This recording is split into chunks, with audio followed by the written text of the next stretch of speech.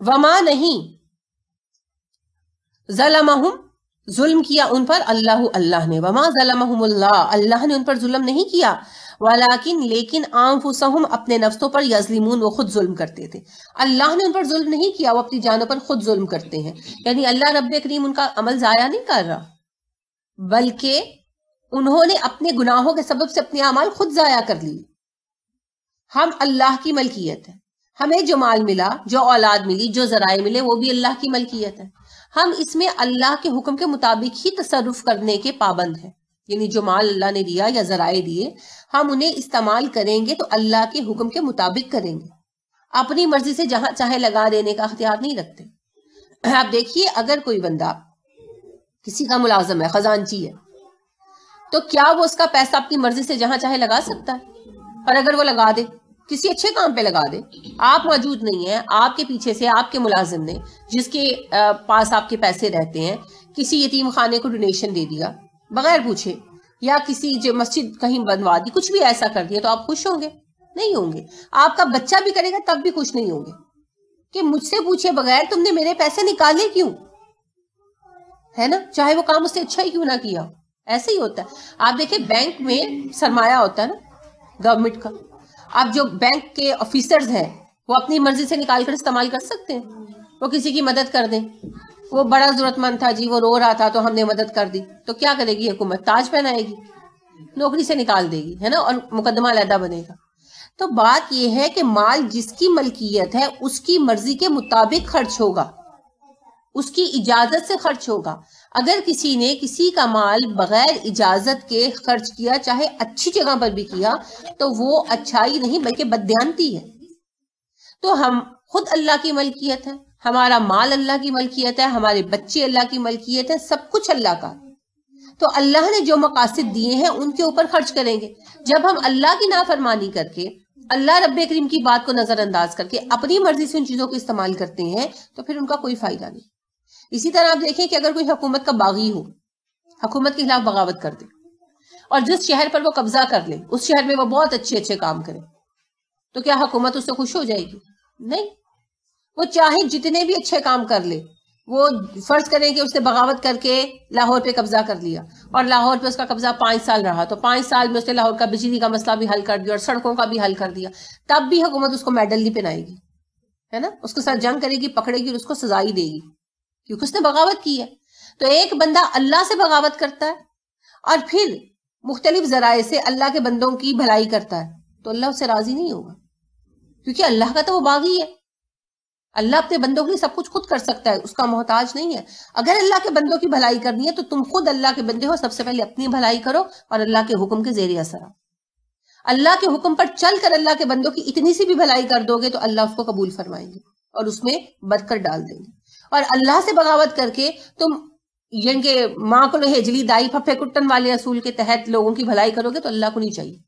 ये इस किस्म की कहानियां, जैसे आपको पता है सुल्ताना डाकू वगैरह का क्या किस्सा था, वो जी डाके डाल के गरीबों की मदद करते थे, है नहीं किस्सा? तो वो जी फिर क्या हुआ, फिर पकड़ कर उनको फांसियां दे दी गई। तो वो ऐसी मदद नहीं दरकार कि, हाँ जी, शरीफ बदमाश, एग्जैक्टली, डॉन, अमीरों को लूट कर गरीबों में बांट दो। ये इस किस्म की कहानियां फिल्मों के लिए तो अच्छी होती हैं, एक अच्छी फिल्म बन जाती है उनके ऊपर, लेकिन कोई दुनिया का कानून इन्हें सही नहीं मानता। तो अल्लाह से बगावत करके आप किसी के लिए कोई खैर का काम नहीं कर सकते। दुनिया में फसाद भरपा करके, चंद बाथरूम्स बनवा के या चंद जगहों पर पानी का एहतमाम करके आपको यह एहसान अजीम नहीं फरमा रहे। तो बात यह है कि अगर किसी ने तौहीद और खुलूस शर्त है, अल्लाह पर ईमान लाना, इस्लाम को कबूल करना और फिर अपने आमाल को दुरुस्त रखना, नियतों को दुरुस्त रखना, ये शर्त है, जिसके हलाल होना भी शर्त है। तो अब अगर कोई बंदा अल्लाह की राह में काम कर रहा है, जैसे आप देख रहे हैं ना, यहूद या ईसाई काम भी कुछ करते हैं, ऐसी बात नहीं है। इस वक्त तो दुनिया में जितना भी काम देखा जाए हो रहा है, जो फलाह का, रिफाह आमा का, वो बुनियादी तौर पर ईसाई लोग ही ज्यादा कर रहे हैं, लेकिन अल्लाह के यहाँ ऐसे काम की कबूलियत नहीं। ठीक है, या अय्युहल्लज़ीना आमनू, ए ईमान वालो, ला तत्तखिज़ू, ना तुम बनाओ। तत्तखिज़ू की रूट क्या है? हमजा खे जाल आखज। ला तत्तखिज़ू, ना तुम बनाओ, बितानतिन, राजदार, दिली दोस्त। बे तोए नून बतन, बतन कभी पढ़ा? बातिन पढ़ा? क्या होता है बतन? क्या होता है? पेट। और बातिन? अंदर, अंदर की चीज। बातनी कुव्वत, छुपी हुई कुव्वत, रूहानी अंदर की कुव्वत। तो पेट क्या होता है? अंदर की चीज है ना। हम कहते तुम अपने पेट में कोई बात नहीं रख सकते। कौन से खाने में रखते? किसी खाने में नहीं रखते। मतलब है कि अंदर छुपा कर रखना। तो बतन होता है अंदर, अंदर की चीज, यानी बतन पेट को कहते हैं, तो पेट के अंदर की चीज। तो बातन उसी से है, उसी से फिर ये बातिनातन बना, और बातिनातिन से फिर ये बितानतिन बना, कि मतलब दिल के राज जिससे शेयर करो ऐसा दोस्त। आम दोस्त को नहीं कहते। आपके बहुत सारे जिंदगी में लोग होते हैं, मगर कोई एक दो लोग ऐसे करीब होते हैं जिनसे आप वो बात शेयर करते हैं जो आप सबसे छुपाना चाहते हैं, है ना। होते हैं ना कोई बातें, फर्ज करें मियाँ से कोई बात हो गई, या आप किसी हर बहन भाई को नहीं बताते क्योंकि सबकी शादियां हो गई होती हैं, तो इज्जत का सवाल होता है। लेकिन कोई एक आध बहन या कोई एक आध कजन ऐसी होती है कि आप कहते हैं अच्छा मेरे मियाँ ने ये कहा और ऐसा सलूक किया, होते हैं ना ऐसे। या और कोई ऐसी बात, बहन से कोई शिकायत है, कोई बहुत ही राज की बात, तो फिर वो आपको ये एक आध बंदा होता है जिससे शेयर करते हैं। तो वो बंदा जिससे आप अपना राज शेयर करते हैं, वो दोस्त बिताना होता है, जिससे आप अपना बातिन शेयर करते हैं, अपने अंदर की छुपी हुई बात शेयर करते हैं। ठीक है। तो यहां आम दोस्त मुराद नहीं है, यहां है वो दोस्त जिससे तुम राजदार बना लेती हो जिन्हें। ला तत्तखिजू बितानतिन, अपना राजदार दोस्त मत बनाओ, अपना हमराज ना बनाओ। मिन दूनिकुम, अपने सिवाय। ला, नहीं, यालूनाकुम, वो कमी करेंगे, खबालन, फसाद में। खे बेलाम खबल, खबल होता है ऐसा फसाद जो इंसान के मिजाज में खराबी पैदा कर दे। जुनून को भी कह सकते हैं, ठीक है, कहते हैं बल्कि। तो किसी से ऐसी नफरत जो इंसान के मिजाज को खराब करके तो उसको रेशा दवानियों पर लगा दे, साजिशों पर लगा दे, खबल होता है। तो उससे फिर खबाला बनता है, खराबी पैदा करने के लिए कोशिशें करना। ऐ ईमान वालों, तुम अपने लोगों को छोड़कर, मिन दूनिकुम, अपने लोगों को छोड़कर दूसरों को अपना हमराज ना बनाओ, वो तुम्हारे लिए फसाद भरपा करने में कोई कमी नहीं करेंगे। तो हमराज ना बनाओ, ठीक है, हमराज अपनों को बनाओ। अपने कौन? मुसलमान। जो ये थे ना अहले मदीना, ये सदियों से यहूद के साथ रहते आए थे, बचपन से उनके साथ दोस्ती थी, प्यार था। फिर आपको पता है हलीफ भी थे, आपस में मुआहिदे किए हुए थे जंगों के, नस्लों से इकट्ठे रहे थे। तो फिर जब ये लोग मुसलमान हो गए, औस और खिजरज, तब भी ये यहूद के साथ दोस्ती बरतते थे, प्यार से पेश आते थे, क्योंकि दोस्त समझते थे उनको। खुद ये अरब सच्चे लोग थे, इन लोगों में चालबाजी नहीं थी, तो लिहाजा ये उनको चालबाजी, जो चालबाज नहीं होता ना वो दूसरे को चालबाज समझता भी नहीं। तो ये सीधे सच्चे लोग थे, उनको सीधा और सच्चा समझते थे। तो उनके साथ बातें करते थे, तो इंटेंशनली नहीं, ये जैसे उन पे एतबार करते थे ना, तो जो आपस की बात होती थी वो भी बता देते थे। तो यहूद इनको कुरेद कुरेद कर राज निकलवा लेते थे, और वो बातें फिर ये जाकर दुश्मनों तक, कुरैश तक पहुंचा देते थे। तो अल्लाह रब्बे करीम ने हुक्म दे दिया कि ईमान वालों, दोस्ती रखो, तुम्हें दोस्ती रखने से मना नहीं किया जा रहा, ताल्लुक रखो, लेकिन हम राज मत बनाओ। अपना राज अपने गैर मुस्लिम दोस्तों के साथ शेयर मत करो। कौमी नौयत के जो राज है ना, वो गैर मुस्लिम दोस्तों के साथ शेयर मत करो, इसकी जरूरत नहीं है, वो तुम्हें नुकसान पहुंचाएंगे, क्योंकि तुम लोग सादा मिजाज हो, वो चालबाज है। ठीक है। तो हमेशा के लिए कसूल यहां से ये ड्राइव आउट होता है कि मुसलमान गैर मुस्लिमों के साथ अगर दोस्ती रखते भी हैं, हो सकती है, दोस्ती में हर्ज नहीं है, तो राजदारी नहीं होनी चाहिए, खसूसन वो राज जो मिल्लत के राज हो। क्योंकि आप देखिए किसी वक्त भी कोई किसी भी सबब से गद्दारी कर सकता है, तो मिल्लत के राज तो खास तौर पर गैर मुस्लिमों के हाथों में, नाकाबिले एतबार लोगों के हाथों में नहीं जाने चाहिए। वद्दू, वो दिल से चाहते हैं, वुद्द से है ना, वाओ दाल दाल वुद्द, बहुत दफा आपने पढ़ा, वद्दा कसीरुम मिन अहलिल किताबी। वदू तो बिल्कुल अल्लाह का नाम है, लेकिन या वद्दू बिल्कुल बिल्कुल वद्दू वो चाहते हैं दिल से, यानी कि दिल की गहराइयों से चाहते हैं, मा अनितुम, कि तुम मुसीबत में पड़ जाओ, वो दिल से चाहते हैं कि तुम मुशक्कत में पड़ो। यहूद दिल से चाहते हैं कि तुम मुसीबतों का शिकार रहो। तो खुद तो वो लड़ने वाले हैं नहीं, वो तो लड़वाने वाले। तो हाँ, वो क्या करेंगे, तुम्हारी जासूसियां करेंगे, तुम्हारे राज जाकर कुरैश को देंगे। लिहाजा इन्होंने हर दफा किया, हर मौके पर गद्दारी की। तो आप देखिए कि जो गज़वा अहज़ाब था, गज़वा खंदक यानी, उसके मौके पर भी बनी कुरैज़ा वालों ने गद्दारी ही की ना, तभी तो निकाले गए। हर गिरोह ने इनके गद्दारी की। अल्लाह ने कहा उनकी दिल की ख्वाहिश है, दिल की गहराइयों से चाहते हैं। वुद होता है बहुत गहरी मोहब्बत, कि उनकी दिली तमन्ना है, दिली आरजू है कि तुम मुसीबत में पड़े रहो।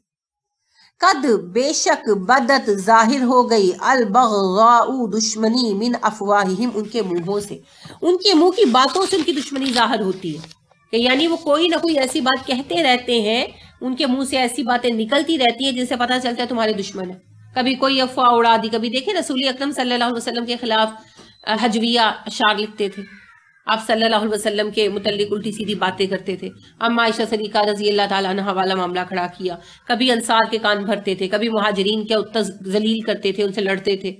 यानी कोई ना कोई ऐसी बात करते रहते थे जिससे मुसलमानों को बार बार पता चल रहा था कि इनके दिल में जलन है। लेकिन चूंकि अंसार की बहुत पुरानी मोहब्बत थी इनके साथ, तो इस वजह से वो थोड़ा सा मार्जिन देते थे कि अल्लाह के नबी सल्लल्लाहु अलैहि वसल्लम इनको माफ कर दे, जाहिल लोग हैं। यहां तक कि फिर जब सूरह मुनाफिकून आई तो फिर मामला हमेशा के लिए क्लियर हो गया। वमा जो तुखफी वो छुपाते हैं, सुदूरुहुम उनके सीने अकबर, अकबरु बहुत बड़ी है। वमा तुखफी सुदूरुहुम अकबर, और वो बात जो उनके दिल छुपाए हुए हैं वो तो बहुत बड़ी है। कि कुछ बातें उनके मुंह से निकलती रहती हैं, वो तो तुम्हें पता चलती हैं। अभी जो राज दिलों में छुपे हुए हैं ना, वो बहुत बड़े, कि यानी वो तुमसे इतनी नफरत करते हैं कि तुम उसका अंदाजा नहीं कर सकते। वो चाहते तो ये है कि माज़अल्लाह रसूल अकरम सल्लल्लाहु अलैहि वसल्लम मार दिए जाए, उनकी ख्वाहिश थी ना, बहुत कोशिश की यहूद ने इसके लिए। तो अल्लाह रब्बे करीम कहते हैं कि वो तो दिलों में छुपाए हुए हैं, कि उनकी ख्वाहिश ये है कि नबी सल्लल्लाहु अलैहि वसल्लम कत्ल हो जाएं, ये जो सहाबाएं हैं कत्ल हो जाएं, तुम पहली हालत पे लौट जाओ और वैसी जाहल हो जाओ और इनकी हुक्मरानी तुम पर चलती रहे। ये इनके दिलों में है। ये इतना बड़ा फसाद जो दिलों में छुपाए हुए वो तो तुम अभी जानते नहीं हो। लिहाजा फिर इनसे ठीक है कता ताल्लुकी नहीं करनी, ताल्लुक होगा तो इस्लाम भी फैलेगा, लेकिन इतना भी ताल्लुक नहीं बना लेना कि वो तुम्हारे हम नवालो हम प्याला हो जाए, वो तुम्हारे राजदाद हो जाए। राजदादियां ना बरतो उनके साथ, एतबार ना करो इनके ऊपर। कद बिला शक कोई शुबा बैयन्ना बयान कर दी हमने लकुम तुम्हारे लिए अल आयाती आयतें इन कुन तुम अगर तुम हो ताकिलून अकल रखते। देखो हमने तुम्हारे लिए अपनी आयतें वजाहत के साथ बयान कर दी, बैयन्ना वाजे करके बयान कर दी। हमने खोल कर बता दिया है तुम्हें यहूद तुम्हारे दुश्मन है। इन कुन तुम ताकिलून, अब अगर तुम अकल रखते हो तो क्या करो, उनसे परहेज करो, उनसे दूरी अख्तियार करो। आप देखिए, आप तारीख उठाएं और आप देखें बगदाद की सल्तनत का डाउनफॉल हुआ, पीछे यहूदी थे, उन्होंने अपनी औरतें दी, यहूदी लड़कियों से शादियां की, खुलाफा ने उनको रखा, उनके जरिए साजिशें फैली। उमवी हुकूमत का डाउनफॉल हुआ, पीछे ये थे। जहां भी ये फसाद भरपा हुआ ना, पीछे यहूद थे। उनको तकलीफ होती है हमारी कामयाबी देखकर। हमारा उनका 36 का आंकड़ा है, ये कभी हल नहीं हो सकता, या वो रहेंगे या हम रहेंगे। वो हमें बर्दाश्त नहीं कर सकते, हम उन्हें बर्दाश्त करते हैं, वो हमें नहीं कर सकते। तो हमने तो उनका क्या खात्मा करना, उनका खात्मा तो अपने वक्त पर होना है, लेकिन एटलीस्ट हमें उनको फसाद से रोकना होगा। और फसाद से रोकने का एक ही तरीका है, if you want peace we prepare for war. अमन चाहते हो, जंग के काबिल बनो, यही असूल अल्लाह ने दिया। आप पढ़ेंगे इंशाल्लाह सूरह तौबा में, अल्लाह ने कहा अपनी कुव्वत तैयार करके रखो, तुम्हारे और मेरे दुश्मनों पर रोक पड़ा रहे तुम्हारा, ठीक है ना। और आज जंग के माहिरीन भी यही असूल देते हैं ना, if you want peace be prepare for war. अमन चाहते हो, जंग की कुव्वत बनो, कोई तुम्हें नहीं छेड़ेगा आके, ऐसे ही है ना।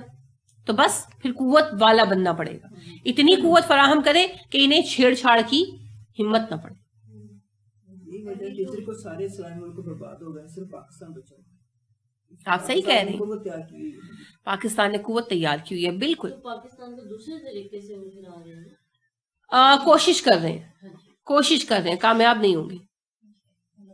देखिए हालात बेहतर की तरफ जा रहे हैं और जाएंगे। आप एक बात याद रखिएगा, आखिरी वाकया जो पेश आने हैं पाकिस्तान पर, उनमें बहुत बड़ा हिस्सा है। रसूल अकरम सल्लल्लाहु अलैहि वसल्लम ने जो फितने के दौर के मसाइल और फिर हल बताए, तो हल में दो ममालिक का खसूसियत से तस्करा है, इस्लामी हिंद और यमन। तो बज़ाहिर तो यमन में बर्बाद हो गया ना, या पूरी तरह बर्बाद होगा नहीं।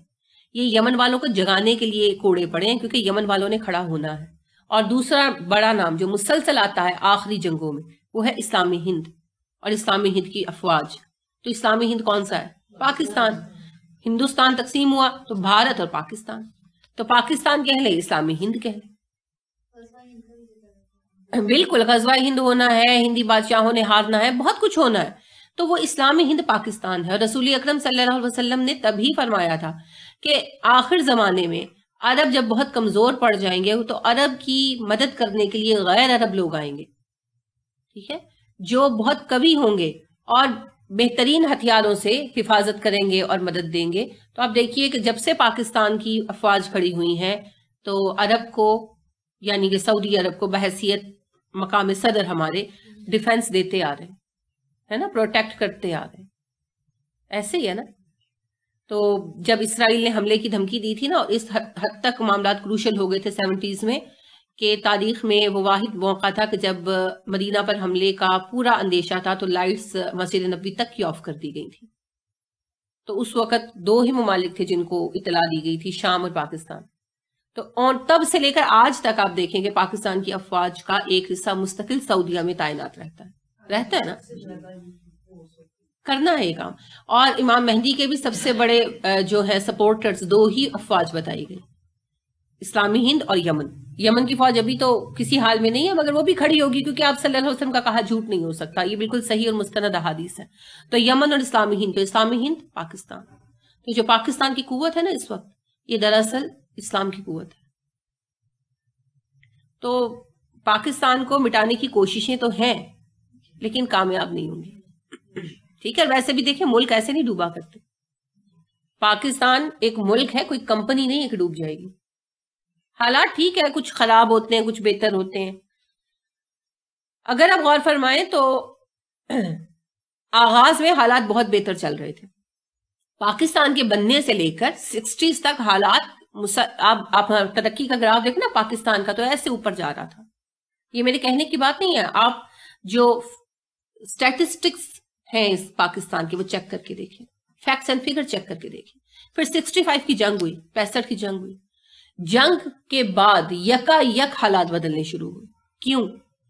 क्योंकि एक बहुत बड़ा खतरा सामने आया इसराइल के, यहूद के, कि ये क्या हो गया, ये तो एक कुव्वत खड़ी हो गई, ये कहां से खड़ी हो गई, ठीक है।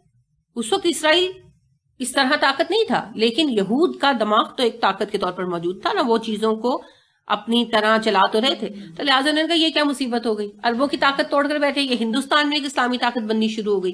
क्योंकि 65 की जंग जो थी ना, वो बहुत अहम जंग थी। सेकेंड वर्ल्ड वॉर के बाद ये टैंकों की सबसे बड़ी जंग थी, और पाकिस्तान ने फिर भी इसे जीता। खाली सियालकोट के महाज पर 200 टैंक आए थे, ये बात मजाक नहीं है। और ये जंग बिल्कुल नजरें लगना, यानी मुहावरतन आप कह सकते हैं नजर में आ गए। उन्होंने टारगेट कर लिया, उनका ख्याल था कि ये कल की बनी हुई रियासत है। जिस वक्त पाकिस्तान तकसीम हुआ था ना, तो जवाहरलाल नेहरू साहब ने कहा था कि हमें कोई परेशानी नहीं है, थोड़े अरसे की बात है, पाकिस्तान के बनाने वाले हमसे इल्तिजा करेंगे कि हम रीयूनियन कर लें। क्योंकि पाकिस्तान को शदीद सेटबैक मिला था, फाइनेंशियल भी और दूसरी तरफ डिफेंस का भी, ठीक है, फौजी भी। क्योंकि हमें कोई खास फौजी ताकत नहीं मिली थी, और बाकायदा हमारे पास कोई ऑफिसर्स नहीं थे, कोई ऑफिशियल्स नहीं थे, किसी किस्म का हमें पूरी तरह पैसा हमें पूरा नहीं मिला था, हमारे हिस्से का वो बहुत बाद में मिला। तो लिहाजा पाकिस्तान के सामने बहुत ज्यादा मसाइल थे, बहुत ज्यादा मसाइल थे।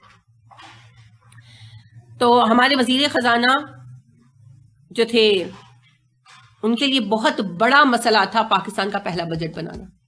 उन्होंने इतनी मेहनत से काम किया था कि उन्हें पैरालिसिस अटैक हो गया था टेंशन ले लेकर, मगर उन्होंने बजट बनाकर दिखाया था। बजट कहां से बनेगा, पैसा होगा तो बजट बनेगा, लेकिन फिर भी बनाया था। ऐसे नहीं काम होते रहे। तो बड़ी मुशक्कत के साथ और बड़ी तेजी के साथ तरक्की हुई, और किसी को तवक्को नहीं थी 65 में कि पाकिस्तान की आर्मी के अंदर कोई कुव्वत होगी। क्योंकि जिस वक्त पाकिस्तान बना तो हमें क्या आर्म फोर्सेस मिली, कुछ भी नहीं, फौजी बेचारे जो उस वक्त फौज में थे मुसलमान, वो जहां जहां थे वो खुद ब खुद छोड़ छाड़ कर आ गए, क्योंकि उनको भेजा नहीं जा रहा था, तो उनका जज्बा था, वो ऐसे ही आ गए। लिहाजा एमोनेशन पूरा तकसीम नहीं हुआ, हालांकि पूरा पूरा तकसीम होना चाहिए था ना, तकसीम नहीं हुआ। और जो एमोनेशन आया उसका कुदरतुल्लाह शहाब कहते हैं 72% एमोनेशन बेकार था। ये छोटी बात नहीं होती, उन्होंने खराब एमोनेशन भेज दिया। जिना किस किस चीज को उस वक्त लेकर चलते, बहुत सारे मसाइल थे, लिहाजा ये मसाइल रह गए, फिर जिना भी वफात पा गए।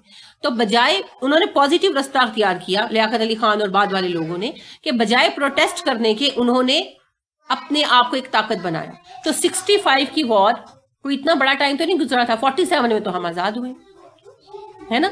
तो 57 में 10 साल और 67 में 20 साल, यानी कि पाकिस्तान की उम्र 18 साल थी और हिंदुस्तान की उम्र, भारत की उम्र, भारत वो तो सारा कुछ लेकर बैठा हुआ था जो शुरू से बड़े सगीर में है, पाकिस्तान को बने हुए सिर्फ 18 साल हुए थे।